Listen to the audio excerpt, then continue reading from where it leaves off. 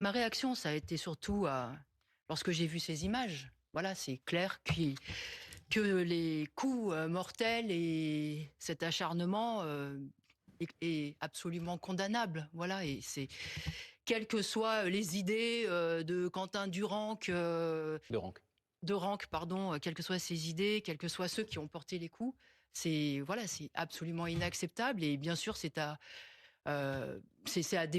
déplorer, c'est terrible. Voilà, donc moi je suis comme tout le monde. Voilà, je trouve ça effroyable. Je trouve ça effroyable. Voilà. Maintenant, je pense aussi que ces affrontements entre bandes, avec des méthodes, que ce soit d'un côté comme de l'autre, aussi violentes et aussi brutales, bah oui, c'est terrible à voir, c'est terrible à voir. Et là, en l'occurrence, ça a conduit à un mort. Il y avait eu avant donc Clément Méric, qui lui était dans la mouvance En donc 2013, Antifa, voilà. la mort de Clément Méric, dont Donc on revient beaucoup depuis une semaine. voilà. En tout cas, ce que je peux vous dire, c'est que pour nous, lutte ouvrière, le combat contre l'extrême droite, c'est pas ça. C'est pas ça du tout. Voilà.